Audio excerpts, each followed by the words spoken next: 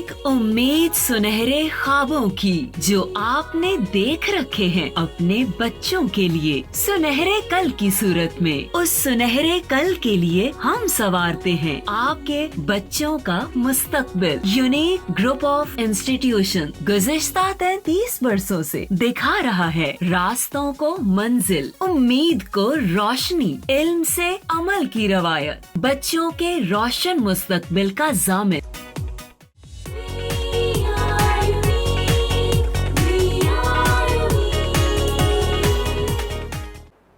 बिस्मिल्लाहिर्रहमानिर्रहीम। अस्सलाम वालेकुम स्टूडेंट, कैसे हैं? यकीनन तमाम लोग खैर वफ़ियत से होंगे और रेगुलर बेसिस पे लेक्चर सुन रहे होंगे और साथ साथ प्रिपरेशन भी कर रहे होंगे। स्टूडेंट, जैसे आपको पता है कि 10th क्लास का हमने सेकंड टर्म का सिलेबस शुरू किया हुआ है और लास्ट टाइम जो है हमने बिल्ट इन फंक्शन कंप्लीट कर लिए थे और हमने बात की थी कि बिल्ट इन फंक्शन कौन से होते हैं कि जो पहले से ही बनाकर जिसने लैंग्वेज डिज़ाइन की है और उसने उस लैंग्वेज के अंदर रख दी हैं, ऐसे फंक्शन को हम बिल्ट इन फंक्शन कहते हैं। हमने तकरीबन सारे बिल्ट इन फंक्शन कर लिए थे, जिसमें हमने एब्सोल्यूट फंक्शन किया था, इंट फंक्शन किया था, फिर SQR फंक्शन किया था, ये हमारे न्यूमेरिक फंक्शन थे। फिर हमने इसमें R&D function, log function, date, dollar sign function, ये सारे वो फंक्शन थे जो कि न्यूमेरिक फंक्शन थे, जिसमें हम कोई नंबर इनपुट देते थे और नंबर ही हमें आउटपुट मिलती थी। फिर हमने बात की थी स्ट्रिंग फंक्शन की, जिसमें हम करैक्टर स्ट्रिंग को एज ए इनपुट लेते हैं, मगर जो आउटपुट है वो एक नंबर भी हो सकते हैं या एक करैक्टर भी हो सकता है। उसमें हमने लेंथ फंक्शन पढ़ा था, वैल फंक्शन यानी वैल्यू फंक्शन हमने पढ़ा था, right dollar sign, left dollar sign, फिर एक बड़ा इंपॉर्टेंट फंक्शन था मिड डॉलर साइन फंक्शन और करैक्टर डॉलर साइन फंक्शन।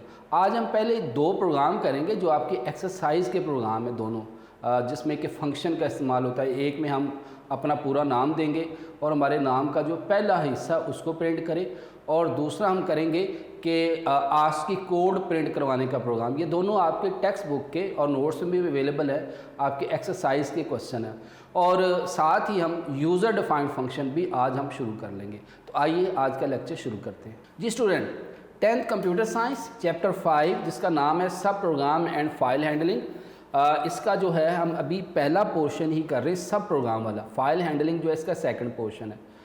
आज स्टूडेंट लेक्चर नंबर 73 है जो कि हमने स्टार्ट करना है। तो रूटीन में जैसे आपको पता है कि मैं सबसे पहले प्रीवियस टॉपिक को एक दफ़ा रिवाइज़ करवाता हूँ, तो सबसे पहले हम देखें कि हमने अपने लेक्चर नंबर 72 में क्या पढ़ा। तो आइए सबसे पहले हम लेक्चर नंबर 72 को एक दफ़ा रिवाइज़ करते हैं। स्टूडेंट, लेक्चर नंबर 72 में हमने एक बड़ा ही इम्पॉर्टेंट फंक्शन किया था और अक्सर बच्चों को इस फंक्शन को समझने में प्रॉब्लम आती है।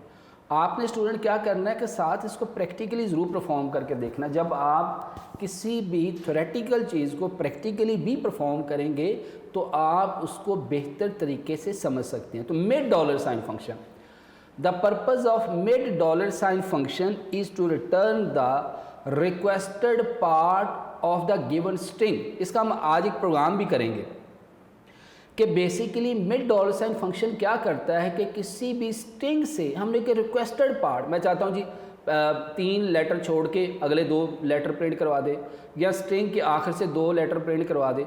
इस तरह की जब हमें आउटपुट रिक्वायर होगी तो ऐसी सूरत हाल में हम मिड डॉलर साइन फंक्शन का इस्तेमाल करेंगे। This function take 3 argument. इसमें स्टूडेंट 3 आर्गूमेंट होते हैं, हमने लास्ट टाइम बात भी की थी इसके सिंटैक्स में। देखिए, mid dollar sign into x dollar sign comma n comma m, यानी एन एक आर्गूमेंट हमने पढ़ा था कि आर्गूमेंट क्या होता है कि फंक्शन ने जिस वैल्यू पे जिस चीज़ पे काम करना होता है उसको स्टूडेंट हम आर्गूमेंट कहते हैं। तो यहाँ एक आर्गूमेंट एक्स डॉलर साइन है, दूसरा एन है, तीसरा एम है। एक्स डॉलर साइन वो स्ट्रिंग होगी जहाँ से हमने करैक्टर प्रिंट करवाने, एन कहाँ से स्टार्ट करें और एम कितने करैक्टर प्रिंट करवाए। ठीक है, इसकी डेफिनेशन ज़रा दोबारा आती है। This function take 3 argument. This function will return the string of m character from x dollar sign beginning with nth character, यानी n से शुरू करते हुए m करैक्टर जो है वो स्क्रीन पे प्रिंट करवाएगा। देखिए, mid dollar sign into x dollar sign comma n comma m, यानी जो x डॉलर साइन स्ट्रिंग है उसके अंदर से n से शुरू करते हुए m करैक्टर जो है वो प्रिंट करवाए। इसकी हमने लास्ट में एग्जांपल भी की थी, x dollar sign is equal to Pakistan, print mid dollar sign into x dollar sign comma 2,6।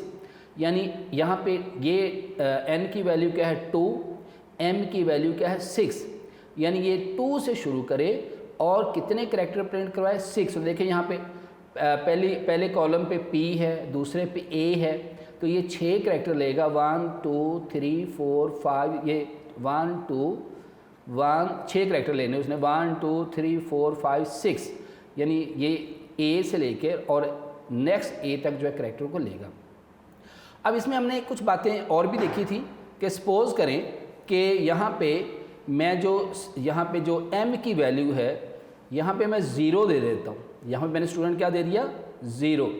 अब मैं इससे क्या मुराद है कि दूसरे करैक्टर से शुरू करे और 0, और जब मैं इसको रन करूँगा ये नल स्ट्रिंग यानी कुछ भी नहीं देगा मुझे। या दूसरी सूरत ये भी हो सकती है कि मैं यहाँ पे 6 में ये जो 6 जो दिया हुआ है m की वैल्यू, मैं इतने करैक्टर दे लेता हूँ कि जो स्ट्रिंग की जो लेंथ है, जो रिमेनिंग लेंथ है, उससे नंबर ऑफ़ करैक्टर ज़्यादा हो जाते हैं। मतलब देखें यहाँ पे ये जो है वो A से शुरू करें 1 2 3 4 5 6 7 और मैं यहाँ पे दे देता हूँ 8। अब ये स्टूडेंट एरर नहीं देगा मुझे, मैंने यहाँ पे 8 दिया तो ये मुझे एरर नहीं देगा, ये A से शुरू करेगा और बाकी सारी जो स्ट्रिंग है वो स्क्रीन पे स्टूडेंट प्रिंट करवा देगा। ठीक है। दूसरा ये भी हो सकता है कि मैं यहाँ पे सपोज़ करें कि मैं यहाँ पे दे देता हूँ, देखें 8, 2 की जगह मैंने क्या दे दिया 8। अब 8 देखें 1 2 3 4 5 6 7 8, ये क्या करेगा n से शुरू करेगा और आगे को जो है वो 6 करैक्टर ये सिंपल जो n जो है वो स्क्रीन पे प्रिंट करवाएगा। तो ये हमने लास्ट में इसको स्टूडेंट प्रैक्टिकली भी करके देखा था, यकीनन आपने परफॉर्म किया होगा। फिर हमने नेक्स्ट फंक्शन किया था character dollar sign. The purpose of character dollar sign function is to convert an ASCII code value to its equivalent character. आपको याद होगा आपने 9th में चैप्टर 5 में कंप्यूटर कोड्स वाला चैप्टर किया था कि जिसमें हर जो डेसिमल एक नंबर है उसका अपोजिट आस्की कोड होता है, जैसे कैपिटल A का 65, कैपिटल B का 66, कैपिटल C का 67, इसी तरह स्मॉल A का 97, स्मॉल B का 98 एंड सो ऑन। हम चाहते हैं कि हमारा जो सॉफ्टवेयर है इसको मैं जैसे ही कोई न्यूमेरिक वैल्यू दें तो ये मुझे उसका ऑपोजिट जो है करैक्टर दे, तो उसके लिए हम character dollar sign function use करते हैं। इसी तरह एक फंक्शन आस्की भी होता है जो हमारे सिलेबस में नहीं है, print character dollar sign into 65। मैं स्टूडेंट जैसे इसको रन करूँगा ये मुझे स्क्रीन पे आउटपुट क्या देगा A, क्योंकि जो 65 एक आस्की कोड है उसका अपोजिट जो इक्विवेलेंट करैक्टर है वो क्या होता है A होता है। और फिर लास्ट में हमने डेट डॉलर साइन फंक्शन किया था, मैंने बताया था ये बेसिकली न्यूमेरिक फंक्शन में आता है और इसके साथ डॉलर साइन लगा हुआ है। The purpose of date dollar sign function to set और retrieve the current system date. अगर मैंने अपने सिस्टम की डेट को देखना है या सेट करना है उसके लिए हम डेट डॉलर साइन फंक्शन का इस्तेमाल करेंगे। इसका फॉर्मेट या सिंटैक्स क्या होगा, date dollar sign is equal to v dollar sign, ठीक है, या v dollar sign is equal to date dollar sign. अब इसकी एग्जांपल हमने की थी कि ये डेट सेट की थी और जैसे हम इसको रन करेंगे इसको डेट को सेट कर देगा। तो आइए आज का लेक्चर अब शुरू करते हैं। आज हम सबसे पहले प्रोग्राम करेंगे 2, जिसमें कि आपका ये जो बिल्ट इन फंक्शन है इसका इस्तेमाल हुआ। तो पहले स्टूडेंट आपने क्वेश्चन समझना है, फिर मैं पहले आपको यहाँ पे उसकी टेस्टिंग करके दिखाऊंगा, फिर हम उसको GW बेसिक में परफॉर्म करके भी देखेंगे। तो क्वेश्चन क्या है कि write a program to get full name of any person and return the number of character in his first name. कि एक ऐसा प्रोग्राम बनाएं जिसमें आप अपना पूरा नाम दें और आपके नाम का जो पहला हिस्सा, मतलब मैं अगर पूरा नाम दे देता हूँ, सपोज़ करें कि यहाँ पे मैं सपोज़ कोई भी नाम ले लेता हूँ अली और उसके बाद ले लेता हूँ रज़ा। ये मैंने सपोज़ करें कोई भी पूरा नाम जो है ले लिया। अब देखिए स्टूडेंट यहाँ पे ये इस नाम का जो पहला हिस्सा है वो है अली। तो ये प्रोग्राम बेसिकली क्या करता है कि जो भी इसकी आउटपुट आए उसमें मेरे पूरे नाम का जो पहला हिस्सा है वो स्क्रीन पे दिखाए। अब मेरे नाम का जो मैंने नंबर दिया है, नाम दिया है अली रज़ा, उसके नाम का पहला हिस्सा यहाँ तक चलेगा, इधर तक, और इसके टोटल नंबर ऑफ़ करैक्टर कितने 3। ये तो मुझे नज़र आ रहा है कि ALI इसके 3 जो है वो लेटर बनते हैं, मगर मैंने प्रोग्राम बनाना है कि कंप्यूटर मुझे ऑटोमेटिकली बताए। तो क्वेश्चन समझ आ गया होगा कि जिसमें आप अपने नाम, पूरा नाम एंटर करें और कंप्यूटर आपको आपके नाम का जो पहला हिस्सा है वो स्क्रीन पे शो करे। तो आइए क्वेश्चन करते इसके देखते हैं ये प्रोग्राम कैसे किया हुआ है। सबसे पहले लाइन नंबर 10 पे एक वेरिएबल लिया A=0, ये न्यूमेरिक वेरिएबल है, काउंटिंग के लिए यूज़ होगा। अगर आप ना भी लें तो बाय डिफ़ॉल्ट किसी भी न्यूमेरिक वेरिएबल की वैल्यू स्टूडेंट क्या होती है, 0 होती है। लाइन नंबर 20 पे आपसे कंप्यूटर पूछेगा, इनपुट स्टेटमेंट याद होगा चैप्टर 2 में वेरिएबल्स को वैल्यू देने के लिए 3 स्टेटमेंट यूज़ होती थी, इनपुट, लेट और रीड डाटा। इनपुट में हम वेरिएबल्स को वैल्यूज़ कब देते थे, जब हम प्रोग्राम को रन करें तो कंप्यूटर हमसे वेरिएबल की वैल्यू पूछे।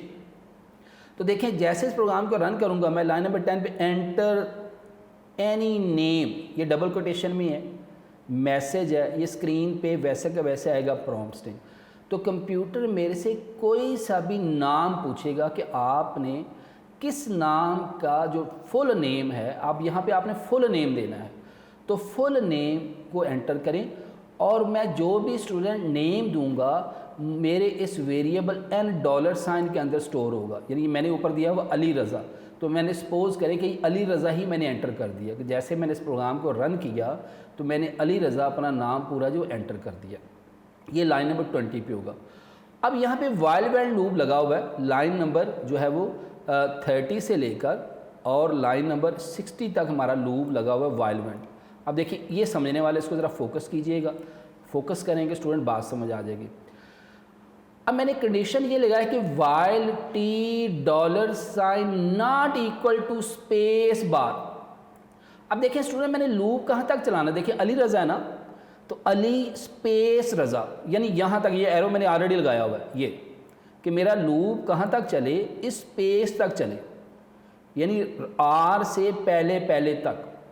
तो मैंने इसको कहा कि while $, not equal to space bar, मेरा लूप उस वक़्त तक चलता रहे जब तक कि $, की वैल्यू स्पेस बार ना हो जाए।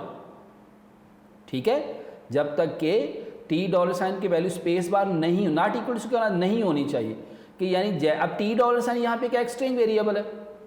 अब हमने पढ़ा हुआ है चैप्टर 2 में, जब हमने टाइप्स ऑफ वेरिएबल किया था कि किसी भी न्यूमेरिक वेरिएबल की बाय डिफ़ॉल्ट वैल्यू क्या होती है, 0, और किसी भी स्ट्रिंग वेरिएबल की बाय डिफ़ॉल्ट वैल्यू क्या होती है, नल। यहाँ पे $, की वैल्यू कुछ भी नहीं है, खाली है। तो हमने क्या कि ये लूप उस वक्त तक चलता रहे जब तक कि $, की वैल्यू स्पेस बार नहीं हो जाती, जैसे स्पेस बार वो टर्मिनेट कर जाए। अब देखिए यहाँ पे A=A+1, अब A के ऊपर वैल्यू क्या मैंने ली हुई 0, ये क्या करेगा 0 और +1 ऐड करेगा, 0 + 1 क्या होगा 1, राइट टू लेफ्ट किसको देगा A को, और A की वैल्यू मैं यहाँ लिख देता हूँ स्टूडेंट ताकि हमें याद रहे A की वैल्यू 1 हो चुकी है। अब ज़रा देखिएगा स्टूडेंट, ये आपने समझना है, $= $mid$ into $NA$, अब $NA$ वो स्ट्रिंग है जिससे हमने total number of character find करने हैं। A की वैल्यू क्या है 1 और 1, यानी ये क्या करे 1 से स्टार्ट करे और 1 करैक्टर ले, 1 से स्टार्ट करे और 1 करैक्टर ले, यानी अब 1 क्या है जी A, यहाँ पे 1 क्या है A, यानी पहला करैक्टर मेरे पास A है। तो ये राइट टू लेफ्ट स्टूडेंट किसको देगा $, को। तो $, की वैल्यू मेरे पास स्टूडेंट क्या हो गई, मैं यहाँ लिख देता हूँ $= A, यानी $, की वैल्यू मेरे पास A है। साथ ही फिर वेंड ऊपर जाएगा, $, अब भी स्पेस बार की इक्वल नहीं है। हमने कहा ये लूप उस वक्त तक चलता रहे जब तक कि $, की वैल्यू स्पेस बार की इक्वल। अब इस $, की वैल्यू क्या A, ये लिखी हुई मैंने कि $, की वैल्यू स्पेस बार नहीं हुई, और ज़हन में रखें कि स्पेस जो है वो एक करैक्टर है, स्पेस क्या है, एक करैक्टर है। तो अभी $t की वैल्यू क्या है, a है, ठीक है। तो साथ ही नीचे आएगा a is equal to a+1, a मेरे पास पहले क्या है 1, 1 + 1 2, तो स्टूडेंट a की वैल्यू क्या हो जाएगी 2, मैं यहाँ लिख देता हूँ ताकि आपको याद रहे। फिर मेड $, फंक्शन लगेगा, t is equal to mid $, into $, comma a,1 यानी 2,1। अब दूसरी पोजीशन से एक करैक्टर, अब पहली पोजीशन पे क्या है a और दूसरी पोजीशन पे क्या आ जाएगा l, ये मेरी दूसरी पोजीशन बन गई, ठीक है। अब राइट टू लेफ्ट किसको देगा, $t को, और $t की वैल्यू स्टूडेंट मेरे पास क्या है l, मैं यहाँ लिख देता हूँ ताकि हमें याद रहे। प्रोग्राम देखें समझने पड़ती है और थोड़ी सी मेहनत करनी पड़ती है। $t की वैल्यू मेरे पास l है। वेंड फिर ऊपर जाएगा, अभी $t स्पेस बार की इक्वल नहीं है, फिर इंक्रीमेंट करेगा। a मेरे पास पहले क्या है 2, 2 + 1 3, तो a की वैल्यू मेरे पास स्टूडेंट क्या हो गई है 3। अब मिड फिर नीचे लाइन नंबर 50 पे आएगा, $t is equal to mid $, into $, 3,1, यानी तीसरी पोजीशन से एक करैक्टर। अब तीसरी पोजीशन पे क्या आ रहा है, अली है ना, तो तीसरा आई आएगा, ठीक है। और ये राइट टू लेफ्ट किसको देगा, $t, और $t की वैल्यू स्टूडेंट मेरे पास क्या हो गई है आई, अभी स्पेस बार नहीं हुआ। फिर ऊपर जाएगा, अभी $t की वैल्यू स्पेस बार नहीं है, फिर इंक्रीमेंट करेगा 3 + 1, भाई a की वैल्यू पहले 3 है ना, 3 + 1 4, फिर $t is equal to mid $, into $, 4,1, चौथी पोजीशन से एक करैक्टर। अब स्टूडेंट ज़रा फोकस कीजिए, चौथी पोजीशन पे क्या आ गई, स्पेस आ गई, तो और $t की वैल्यू मेरे पास क्या है 4, मैं यहाँ 4 कर देता हूँ, ठीक है। तो जब ये यहाँ पे गया तो ये अब राइट टू लेफ्ट $t की वैल्यू क्या हो चुकी है, एक स्पेस एक करैक्टर है। वेंड ऊपर जाएगा, चेक करेगा, अब कंडीशन जो है वो ट्रू हो चुकी है। हमने कहा जब तक ये स्पेस बार की इक्वल नहीं होता ये लूप चलता रहे। तो स्टूडेंट लूप टर्मिनेट होगा, नीचे आएगा print length of your first name is a-1, यानी 4 है, 4 - 1 क्या होगा 3, तो ये मुझे टोटल नंबर ऑफ करैक्टर कितने देगा 3। देखें अली रज़ा ALI, इसके टोटल नंबर ऑफ करैक्टर कितने होते हैं 3 होते हैं। आइए इसको रन करके भी देखते हैं GW बेसिक में। तो GW बेसिक में इसको मैं रन करता हूँ, यहाँ पे मैं ऑटो लगा लेता हूँ, यहाँ पे करता हूँ जी a इज़ इक्वल टू 0, वैसे 0 लेना ज़रूरी नहीं है। उसके मैं करता हूँ जी इनपुट एंटर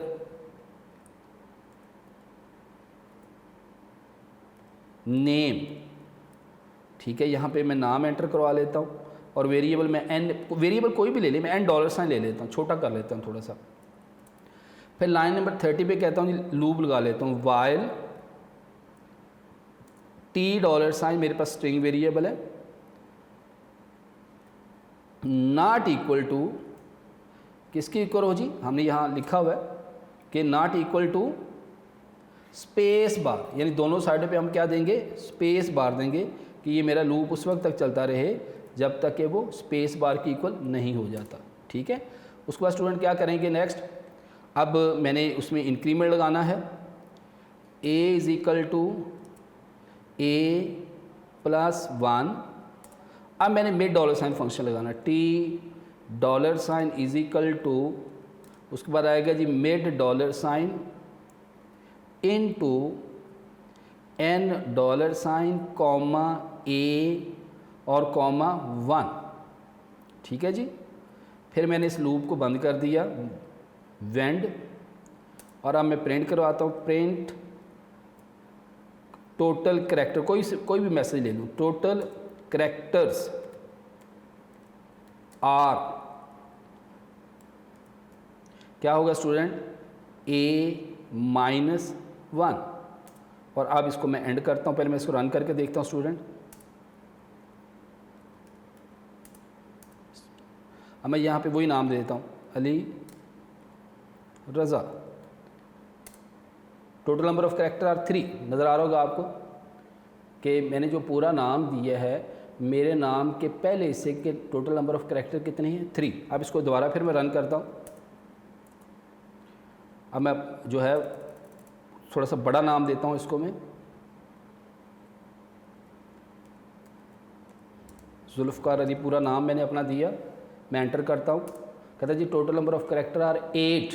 अब देखें काउंट करें 1 2 3 4 5 6 7 8, यानी हम अपने प्रोग्राम को पूरा नाम दें और वो मेरे नाम का जो पहला हिस्सा है, फर्स्ट पार्ट जो है, जो स्पेस से पहले है, उसके टोटल नंबर ऑफ़ कैरेक्टर मुझे स्क्रीन पे दिखाए। तो ये प्रोग्राम आपको यकीनन समझ आ गया होगा, इसको आप परफॉर्म करके देखिएगा। अगला प्रोग्राम है student, write a program that print ASCII character from 1 to 255। कि हम एक प्रोग्राम लिखें जिसमें 1 से लेके 255 तक जो आपके आस्की कोड हैं वो शो हों, उसके कैरेक्टर शो हों। तो देखिएगा अब ये भी लूप चल रहा है लाइन नंबर 10 से लेके 40 तक। फॉर आई यहाँ पे क्या लूप कंट्रोल वेरिएबल, 1 क्या स्टार्टिंग वैल्यू, 255 क्या एंडिंग वैल्यू। फर्स्ट हम आई की वैल्यू लेगा 1, प्रिंट कैरेक्टर $i, यानी 1 का जो भी कैरेक्टर होगा वो दिखा देगा। नेक्स्ट है फिर ऊपर जाएगा, आई की वैल्यू क्या करेगा 2, प्रिंट कैरेक्टर $2, 2 का कैरेक्टर, इसे 3 का 4 का 5 का 6 का। तो ये 1 से लेके 255 तक जितने भी न्यूमेरिक वैल्यूज़ हैं उनके जो कैरेक्टर हैं स्क्रीन पे दिखाएगा। तो आइए इसको भी परफॉर्म करके देख लेते हैं GW बेसिक में। जब भी हमने नया प्रोग्राम बनाना क्या टाइप करेंगे, न्यू और फिर CLS। इस प्रोग्राम को हम टाइप करते हैं जी, ऑटो लगा लेता हूँ मैं। फॉर A = 1 2 255 प्रिंट कैरेक्टर $, और ब्रैकेट में आर्गुमेंट में दूंगा A। फिर स्टूडेंट नेक्स्ट A और 40 पे क्या होगा जी एंड। इसको रन करके देखते हैं। देखिए इसको अगर मैं इसको A की स्क्रीन पे लाना चाहता हूँ तो यहाँ पे एंड पे मैं सेमी कॉलन डाल दूँगा, क्योंकि वो पूरी स्क्रीन पे आपको नज़र आ जाएंगे। यहाँ पे मैं सेमी कॉलन डाल दूँगा।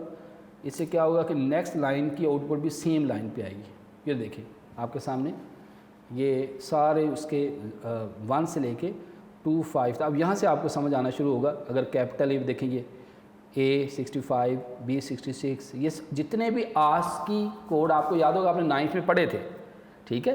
तो जो जितने भी न्यूमेरिक वैल्यूज़ है 1 से लेकर 255 तक, उसके सब के जो आस्की कोड हैं वो स्क्रीन पे आपको नज़र आ रहे हैं, ठीक है। ये बात समझ आ गई आपको।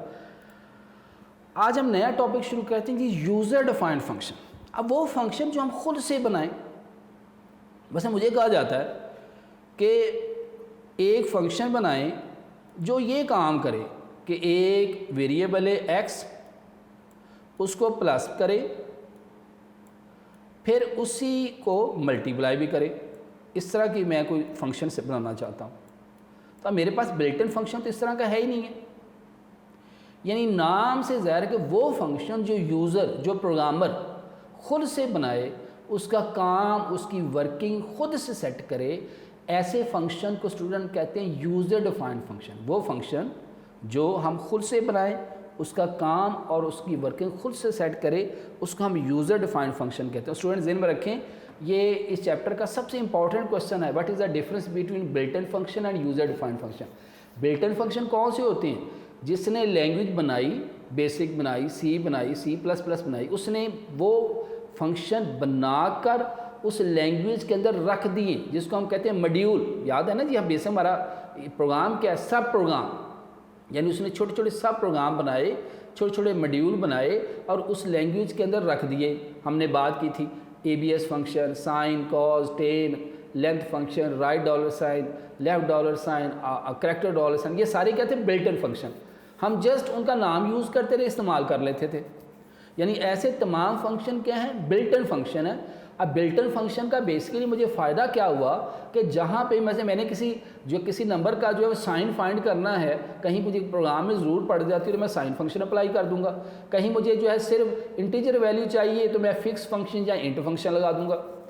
तो वो फंक्शन जो है बेसिकली हमें हेल्प आउट करते हैं कि हमारी जो कोडिंग या हमारी जो स्ट्रगल है वो कम हो जाए, कि जहाँ हमें ज़रूरत हो हम उनको कॉल कर इस्तेमाल कर लें। मगर बाद दफ़ा ऐसी सूरत बनती है कि मुझे खुद से फंक्शन बनाना पड़ता है। जैसे मैंने एग्जांपल आपको दी है कि मैं एक ऐसा फंक्शन बनाना चाह रहा हूँ कि जिसमें मैं x वैल्यू दूँ, तो वो क्या करेगी कि एक्स को एक्स के साथ सम करे फिर उसको मल्टीप्लाई कर दे। अब इस तरह का कोई फंक्शन जो है मेरे पास बिल्ट इन फंक्शन नहीं है कि जो एक वैल्यू लो उसको सम भी करे और फिर उसको मल्टीप्लाई भी करे। जब ऐसी सूरत हाल होगी तो अंडरस्टूड सी बात है कि मुझे खुद से फंक्शन बनाने पड़ेंगे। तो वो फंक्शन जो हम खुद से बनाएं, जो प्रोग्रामर है वो उसकी वर्किंग, उसका टास्क, ईच एंड एवरीथिंग खुद से सेट करे, ऐसे फंक्शन को हम क्या कहते हैं, यूज़र डिफाइंड फंक्शन। और वो फंक्शन जो पहले से ही लैंग्वेज बनाने वाले ने बनाकर उस लैंग्वेज के अंदर रख दिए और हम उनको अपनी ज़रूरत के मुताबिक इस्तेमाल करते हैं, ऐसे फंक्शन को हम क्या कहते हैं, बिल्ट इन फंक्शन। ये बड़ा इंपॉर्टेंट क्वेश्चन है, very very very important question. और हमने बात की थी कि बिल्ट इन फंक्शन को हम लाइब्रेरी फंक्शन भी कहते हैं, स्टैंडर्ड फंक्शन भी कहते हैं, इंट्रिंसिक फंक्शन भी कहते हैं, और इसी तरह यूज़र डिफाइंड फंक्शन को हम प्रोसीजर भी कहते हैं। तो आइए ये समझने वाला टॉपिक इसको शुरू करते हैं। User defined function is completely defined and customized by the user, customized by the programmer to solve some problem। यानी प्रोग्रामर कौन, हम लोग, यानी हम जो प्रोग्राम बना रहे हैं तो हम उसकी वर्किंग हर चीज़, यानी उसने किस प्रॉब्लम को सॉल्व करना है। जैसे अभी मैंने आपको एग्जांपल दी कि मैं चाह रहा हूँ कि एक वैल्यू में इनपुट करवाऊँ, एक्स में वैल्यू इनपुट कराऊँ और वो एक्स को एक्स से सम करे फिर उसी को मल्टीप्लाई करे, तो ये इसकी वर्किंग मुझे खुद सेट करनी पड़ेगी। तो वो फंक्शन जो हम खुद बनाएं, उसको खुद से कस्टमाइज़ करें, उसकी हर चीज़ को खुद से सेटल करें, ऐसे फंक्शन को हम यूज़र डिफाइंड फंक्शन कहते हैं। Function that is defined by the user to perform any specific task is called user defined function. यानी वो फंक्शन जो प्रोग्रामर या यूज़र खुद से बनाए और उसकी वर्किंग स्पेसिफिक टास्क जो है वो खुद से सेट करे, ऐसे फंक्शन को हम यूज़र डिफाइंड फंक्शन कहते हैं। Function that we write are called user defined function. ये बार बार वही बार रिपीट कर रहा है। ये बेसिकली आपका नोट्स पे चैप्टर 1 के वो पॉइंट्स हैं जो सारे के सारे आपको यहाँ पे नज़र आ रहे हैं। User defined function is also referred as procedures. ठीक है, यूज़र डिफाइंड फंक्शन का दूसरा नाम क्या है, इसको स्टूडेंट हम प्रोसीजर भी कहते हैं। ठीक है, ये पूछा जा सकता है कि user defined function is also called procedure, another name of user defined function is procedure.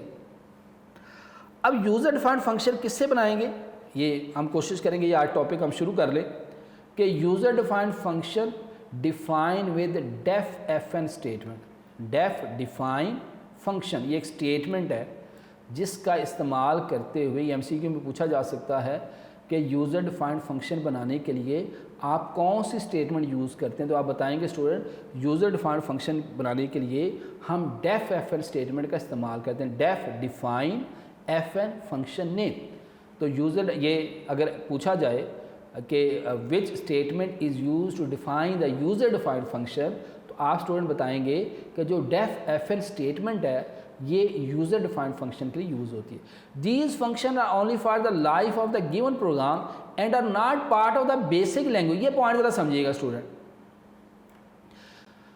जो आपका बिल्ट इन फंक्शन है ना वो बेसिक लैंग्वेज का हिस्सा है। यानी जो बिल्ट इन फंक्शन है जिसने लैंग्वेज बनाई उस लैंग्वेज के अंदर रख दिए और हम उसको जब दिल चाहे इस्तेमाल कर सकते हैं। जबकि जो यूज़र डिफाइंड फंक्शन है ये बेसिक लैंग्वेज का हिस्सा नहीं है, ये आपके प्रोग्राम का हिस्सा है। आपने एक प्रोग्राम बनाया, लाने में 10, 20, 30, 40 आपने एक फंक्शन बना लिया, उसको जितनी मर्जी दफ़ा कॉल करते जाए मगर उसी प्रोग्राम के अंदर। ये पॉइंट ज़रा समझना, आपने फोकस कीजिएगा कि जो आपके बिल्ट इन फंक्शन है वो बेसिक लैंग्वेज का हिस्सा है। किसका हिस्सा है? बेसिक लैंग्वेज का। यानी उस जिसने बेसिक लैंग्वेज बनाई उसने वो फंक्शन बनाकर उस लैंग्वेज के अंदर रख दिए और हम उसको ज़रूरत के मुताबिक कॉल करते हैं और इस्तेमाल करते हैं। जबकि जो हमारे यूज़र डिफाइंड फंक्शन है ये किसका हिस्सा है? प्रोग्राम का। These function only for the life of given program. यानी जो प्रोग्राम हमने बनाया है उसी के अंदर ही हम इस्तेमाल कर सकते हैं। यानी एक हम बना के देखेंगे भी, अभी हमारी प्रैक्टिस में भी आएगा। हम ये नहीं कर सकते कि जो मैंने एक यूज़र डिफाइंड फंक्शन बनाया उसको मैं बिल्ट इन बना दूँ, बिल्ट इन नहीं होगा। बिल्ट इन फंक्शन ऑलरेडी पड़े हुए हैं जो यूज़र डिफाइंड फंक्शन है, जो मैंने प्रोग्राम बनाया है, उसकी जो मैंने कोडिंग लिखी है उसी के अंदर, उसी प्रोग्राम के अंदर इस्तेमाल कर सकता हूँ। ये नहीं कर सकता कि जो मैंने एक फ़ंक्शन बना लिया है प्रोग्राम के अंदर, मैं उसको सेव करके किसी और प्रोग्राम के अंदर उसको इस्तेमाल करूँ। ये काम सिर्फ बिल्ट इन फंक्शन करते हैं। यानी जो हमारा यूज़र डिफाइंड फंक्शन होगा वो सिर्फ उसी प्रोग्राम के अंदर इस्तेमाल हो सकता है। करंटली आप जो भी प्रोग्राम बना रहे हैं उसके अंदर वो लैंग्वेज का हिस्सा नहीं है। तो ये पॉइंट जो है जहन में रखिएगा कि जो बिल्ट इन फंक्शन है that is the part of basic language, जबकि जो यूज़र डिफाइंड फंक्शन है ये सिर्फ आपके उस प्रोग्राम का हिस्सा है, वो as a built in function इस्तेमाल नहीं होते। User defined function are use to perform operation that will be needed numerous of time in a program. अब फंक्शन का बेसिकली काम ही ये होता है कि हमने कोई काम अगर बार बार करना है, मैंने कोई चीज़ कोडिंग करनी है, तो बजाय कि मैं बार बार उसकी कोडिंग करूं, मैं उसको क्या करता हूं कि अपने प्रोग्राम के अंदर एक दफ़ा लिख लेता हूं और उसको बार बार कॉल करता जाता हूं। These function return a single value. हम आगे चल के एक टॉपिक करेंगे सब रूटीन और फंक्शन।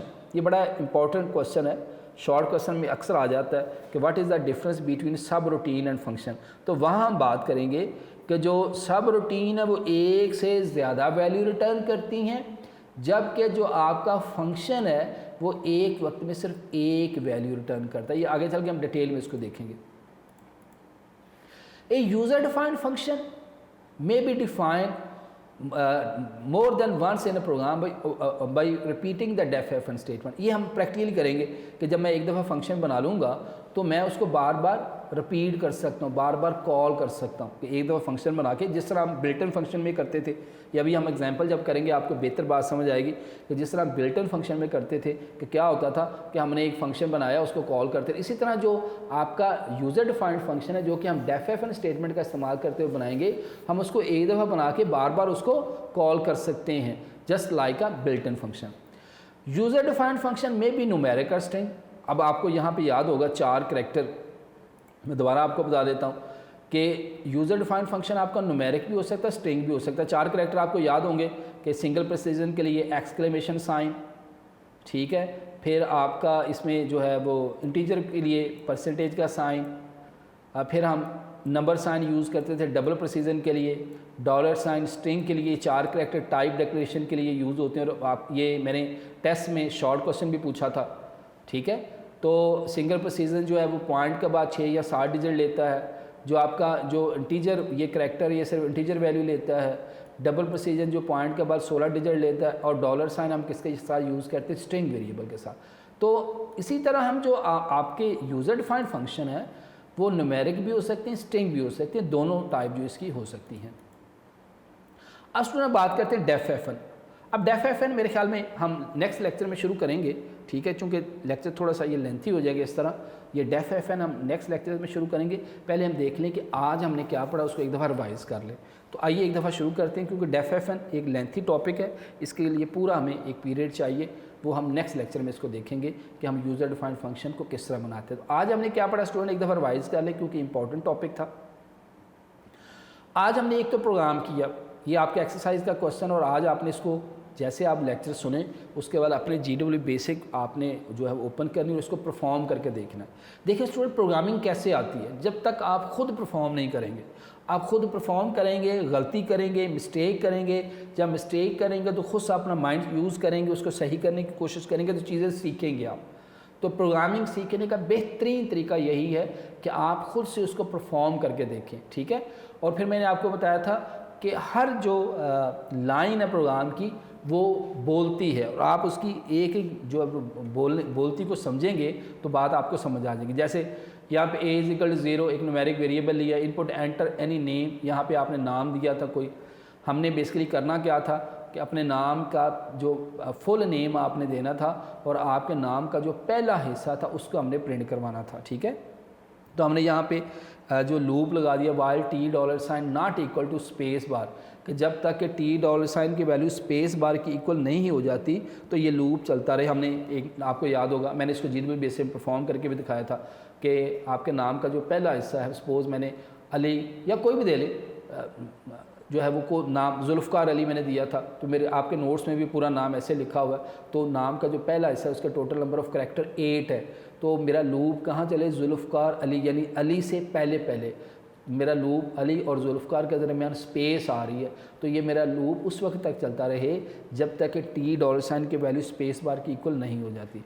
ये लूप हमने ये जो हमने इंक्रीमेंट लगाया था कि ज़ीरो पहले ज़ीरो प्लस वन, यानी उस स्ट्रिंग की पहली पोजीशन से पहला करैक्टर ले, फिर ऊपर जाए, फिर दूसरी पोजीशन से एक करैक्टर ले, फिर ए की वैल्यू 3 करे, तीसरी पोजीशन से एक करैक्टर ले, चौथी पोजीशन से, तो ये एक वैल्यू, और जैसे ये स्पेस बार की इक्वल हो जाएगा टर्मिनेट करेगा और मुझे आउटपुट दे देगा। फिर स्टूडेंट हमने प्रोग्राम किया, ये यहाँ पे इसके आउटपुट भी अभी भी हमारे सामने इसके आउटपुट है, यहाँ पे ये देखें हमने इसके आउटपुट करके देखी थी, ठीक है, कि हम जो है वो इसमें आस्की कोड जो है वो देते थे और उसका जो अपोजिट करैक्टर है वो हमारे पास आता था। फिर हमने ये यूज़र डिफाइंड फंक्शन मैंने बताया था बड़ा ही इंपॉर्टेंट क्वेश्चन है, और इसको नेक्स्ट लेक्चर में हम ये सीखेंगे कि यूज़र डिफाइंड फंक्शन किस तरह बनाए जाते हैं। तो user defined function is completely defined and customized by programmer to solve the problem. मैंने बताया था कि बाद दफ़ा हर काम जो वो बिल्ट इन फंक्शन नहीं करते, तो बाद सूरत हाल में बिल्ट इन फंक्शन जो है वो जब कोई ऐसा हमने काम करना हो कि जहाँ बिल्ट इन फंक्शन उसका अवेलेबल ना हो, तो उसके लिए हमें ख़ुद से फंक्शन बनाने पड़ते हैं, और वो फंक्शन जो यूज़र ख़ुद बनाए, उसकी वर्किंग ख़ुद सेट करे, उसको कस्टमाइज़ ख़ुद करे, ऐसे फंक्शन को हम यूज़र डिफाइंड फंक्शन कहते हैं। और यूज़र डिफाइंड फंक्शन को स्पेसिफिक टास्क जो है उसको परफॉर्म करने के लिए यूज़ होते हैं, और वो फंक्शन जो यूज़र लिखे, user defined function is also referred as procedure. User defined function को हम प्रोसीजर भी कहते हैं, another name of user defined function is procedure. फिर हमने बताया था कि यूज़र डिफाइंड फंक्शन के लिए हम कौन सी स्टेटमेंट यूज़ करते हैं, डेफ एफएन, डेफ डिफाइन एफएन फंक्शन, कि हमने खुद सा अगर फंक्शन बनाना हो, ये मैंने बताया था कि एमसीक्यू में पूछा जा सकता है कि खुद सा अगर फंक्शन बनाना हो खुद से, तो उसके लिए कौन सी स्टेटमेंट यूज़ होती है। तो स्टूडेंट आप बताएंगे कि उसके लिए डेफ एफएन स्टेटमेंट जो है वो यूज़र डिफाइंड फंक्शन के लिए यूज़ होती है। फिर हमने यहाँ बात की थी कि जो हम फंक्शन बनाएंगे वो हमारे प्रोग्राम का हिस्सा है। ये स्टूडेंट इसमें बड़ा इस पॉइंट पे बड़ा कंफ्यूज होते हैं कि सर ये क्या लिखा हुआ है कि these function are only for the life of given program and are not part of basic language, यानी जो हम फंक्शन बनाएंगे वो हमारे प्रोग्राम का हिस्सा है, वो लैंग्वेज का हिस्सा नहीं है, मगर जो बिल्ट इन फंक्शन होते हैं वो हमारी लैंग्वेज का हिस्सा होते हैं। और फंक्शन हमने बात की थी बेसिकली क्या होता है कि piece of code that is use to perform a specific task, और हमने ये जितने भी डिस्कस किए ये सारे हमारे क्या हैं, सब प्रोग्राम और मॉड्यूल, यानी जो बिल्ट इन फंक्शन थे वो भी सब प्रोग्राम और मॉड्यूल थे जो पहले से बना के रखे गए, और यूज़र डिफाइंड फंक्शन ये भी हम बेसिकली सब प्रोग्राम या मॉड्यूल ही बनाएंगे, मगर ऐसे मॉड्यूल जो काम हमारी मर्ज़ी से करेंगे। और जो फंक्शन है ये हमेशा सिंगल वैल्यू रिटर्न करते हैं, और यूज़र डिफाइंड फंक्शन में B defined more then one, एक दफ़ा हम बना के, अभी आप नेक्स्ट लेक्चर में इसको परफॉर्म करके भी देखेंगे कि हम एक दफ़ा फंक्शन बनाएंगे और उसको बार बार जो हम उसको परफॉर्म करते जाएंगे। और यूज़र डिफाइंड फंक्शन आपके न्यूमेरिक भी हो सकती हैं और स्ट्रिंग भी हो सकती हैं। अब इसमें स्टूडेंट देखें ये प्रोग्राम भी इम्पॉर्टेंट है, ये एज अ प्रैक्टिकल बोर्ड में पूछा जा सकता है, इसको आपने प्रैक्टिकली करके देखना है, ये क्वेश्चन भी आपका प्रैक्टिकली है। और ये यूज़र डिफाइंड फंक्शन तो मैंने बताया कि इस चैप्टर में अगर बच्चा हमसे पूछे कि सबसे इम्पॉर्टेंट टॉपिक बताएं, तो हम उसको यही बताते हैं कि ये जो what is the difference between built in function end user defined function बहुत दफ़ा बोर्ड में आया हुआ है, शॉर्ट में आया था, लॉन्ग में आ जाता है, इसमें बहुत से MCQs बन जाते हैं। और बिल्ट इन फंक्शन और यूज़र डिफाइंड फंक्शन में फ़र्क जो आ जाता है कि बिल्ट इन फंक्शन जो जिसने लैंग्वेज बनाई उसने बना के रख दिया और हम उसको कॉल करते हैं। यूज़र डिफाइंड फंक्शन वो फंक्शन होते हैं जो हम खुद से बनाते हैं, और हम कॉल दोनों को करते हैं, बिल्ट इन फंक्शन उसको भी हम कॉल करते हैं, कहीं बने होते हैं, इसी तरह यूज़र डिफाइंड फंक्शन उसको भी हम कॉल करते हैं। मगर फ़र्क ये है कि बिल्ट इन फंक्शन कहीं और बने होते हैं हम उसको कॉल, जबकि जो कहीं और बने होते हैं हम उनको कॉल करते हैं, जबकि यूज़र डिफाइंड फंक्शन उसी प्रोग्राम के अंदर हम उसको बार बार जो है वो कॉल करते हैं। तो इंशाल्लाह स्टूडेंट नेक्स्ट लेक्चर में हम जो है वो डेफ एफएन स्टेटमेंट करेंगे और कोशिश करेंगे कि इसके प्रोग्राम भी हम इम्प्लीमेंट करके देखें, परफॉर्म करके देखें। स्टूडेंट साथ साथ लर्न ज़रूर करें, जितना आप लर्न करेंगे उतना ही आपको इसका फ़ायदा होगा। प्रैक्टिकली भी परफॉर्म करके देखें, लर्न भी करें। तो ये स्टूडेंट ये था आज का लेक्चर, नेक्स्ट लेक्चर के साथ फिर हाज़िर होंगे। अल्लाह हाफ़िज़।